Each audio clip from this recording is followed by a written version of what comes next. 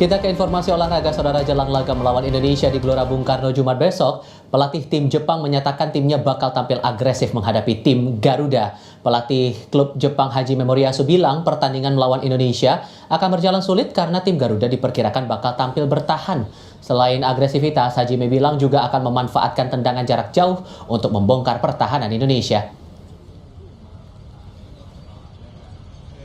明日の試合、インドネシアが守備的に来るかどうかということは全くわからないと思っています。で、特に、試合の入りは、ホームの、サポーターの声援も受けて、かつこれまでの試合の中でも、アグレッシブに試合に入っていくというところはチームとしても、戦い方があると思いますので、相手が、ブロックを、作ってきて、守備的に来ても、アグレッシブに、前からプレッシャーをかけてくる、戦いを、してきたとしても、我々が柔軟に対応できるように準備していかなければいけないと思います。